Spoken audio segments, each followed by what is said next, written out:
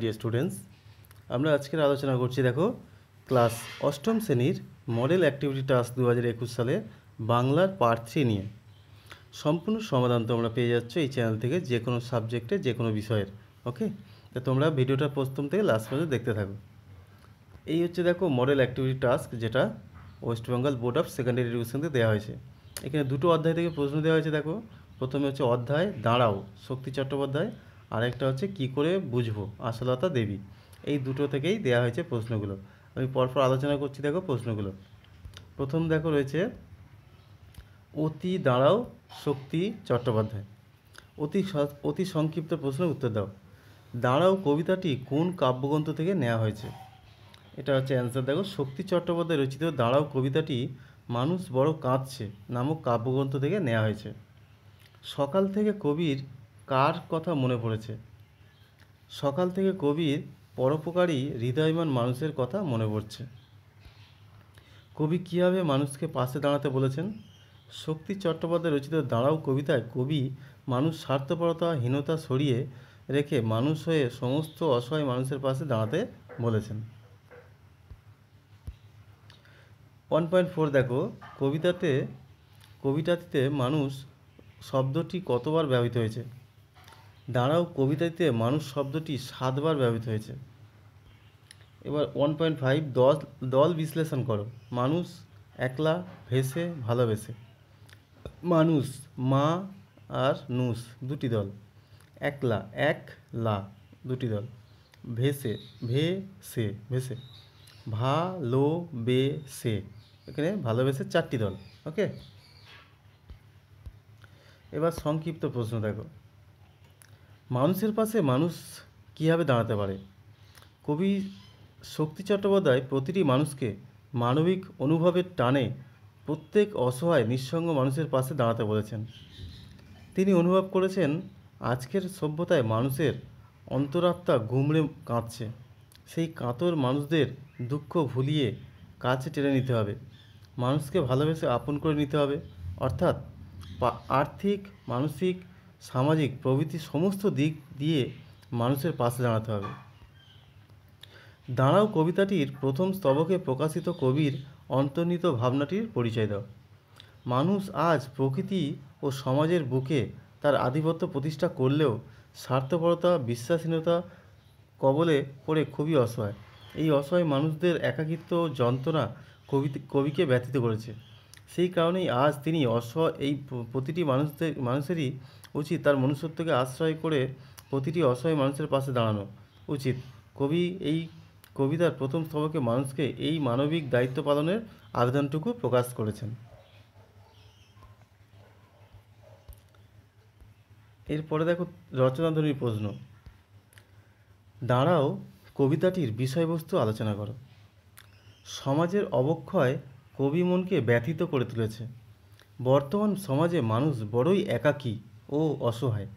তাই এই অসহায়, অত্যাচারিত, নিপীড়িত মানুষদের আমাদের সব সময় পাশে দাঁড়ানো উচিত, পাশে থাকা উচিত। কিন্তু আমাদের সমাজে এক শ্রেণীর মানুষ আছে যারা নিজেদের স্বার্থসিদ্ধির জন্য মনুষ্যত্বকে বিক্রি করে, অসহায়, নিপীড়িত, দারিদ্র মানুষের উপর অত্যাচার চালায়, মানুষকে শোষণ করে।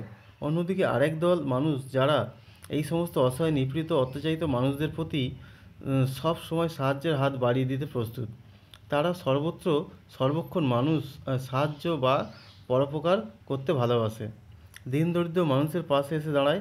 পরিশেষে বলা যায়, সমস্ত কবিতা জুড়ে কবি একটাই আর্জি জানিয়েছেন, তা হলো স্বার্থপরতা, হিংসা, মারামারি, বিশ্বাসহীনতা সমস্ত ভুলে গিয়ে অসহায়, হতদরিদ্র, অত্যাচারিত মানুষের পাশে আমাদের সকলকে দাঁড়াতে হবে।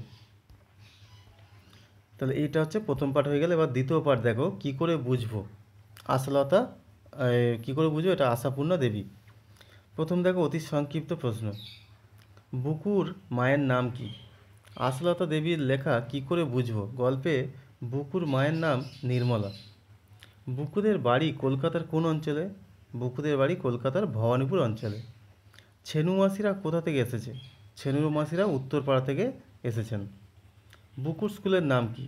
বুকুর স্কুলের নাম আদর্শ শিক্ষা প্রতিষ্ঠান। অতিথিরা বিদায় নেওয়া মাত্র বুকুর মাকে কী করেছিলেন? অতীতে ওরা বিদায় নেওয়া মাত্র বুকুকে ধরে প্রহার করেছিলেন। বুকুর মা বুকুকে ধরে প্রহার করেছিলেন, মারধর করেছিলেন। এবার দেখো সংক্ষিপ্ত প্রশ্ন। অতিথিদের আসার খবর শুনে বুকুর বাবা কি করেছিলেন? অতিথিদের আসার খবর শুনে বুকুর বাবা চোটে মোটে রেগে গিয়েছিলেন। তিনি বলেছিলেন, ছেনু মাসিরা কি আসার আর দিন পায়নি? তাদের সিনেমার টিকিটগুলো নষ্ট করার জন্যই হয়তো বেছে বেছে এই দিনটিতে এসেছিলেন। বুকুর মতে অতিথিরা চলে গেলে কি করতে হয়? বুকুর মতে বেড়াতে আসা লোক চলে গেলে তাদের নিন্দা করতেই হয়। বলতে হয় তাদের ছেলেটি অসভ্য ও হ্যাংলা, মাসিরা খুব অহংকারী, তারা এসে তো মাথা কিনলেন অকারণে, অনেক পয়সা খরচ করে গেল ইত্যাদি। এবার দেখো রচনাধারী প্রশ্ন। বুকু কি বুঝতে পারেনি এবং এ বিষয়ে তোমার ধারণা কী? আশাপূর্ণা দেবী রচিত কী করে বুঝবো গল্পে বুকু বুঝতে পারেনি যে বড়দের কথা কীভাবে পালন করলে তারা খুশি হয়। বুকুর বাবা মা বুকুকে সব সময় শিক্ষা দিয়েছেন যে কখনো মিথ্যা কথা বলতে নেই, কোনো কথা গোপন করতে নেই। বুকু সেই মোতাবেক কাজ করেছেন। ছেনু মাসিরা আশায় তার বাবা বিরক্ত বোধ করলে বুকু তাদের সামনেই তা বলে দেয়। কেননা 6 বছরের ছোট্ট শিশুটি জানে না কোন কথা গোপন করতে। বুকু নির্দোষ, কারণ তাকে যেটা শেখানো হয়েছে সেটাই সে করেছে। কিন্তু যে স্বপ্নেও ভাবতে পারেনি যে সত্য কথা বলার জন্য বাবা মার হাতে তাকে বেধড়ক মার খেতে হবে। সুতরাং দেখো, এই হচ্ছে তোমার কমপ্লিট হয়ে গেল অ্যাক্টিভিটি টাস্ক 3। আশা করছি তোমাদের ভালো লেগেছে। কেমন লাগলো কমেন্ট করে জানিও। নতুন বন্ধু হয়ে থাকলে অবশ্যই বলো সাবস্ক্রাইব করে নিও চ্যানেলটিকে। আর যদি ভালো লাগে অবশ্যই তোমরা বন্ধুদের সঙ্গে শেয়ার করো, তোমার বন্ধুরাও আস্তে আস্তে সমস্ত অ্যাক্টিভিটি টাস্কগুলো করে নিতে পারবে। ওকে, তাহলে আজকের মতো এখানে রাখছি। পরবর্তী অ্যাক্টিভিটি টাস্ক নিয়ে আবার তোমাদের মধ্যে চলে আসবো।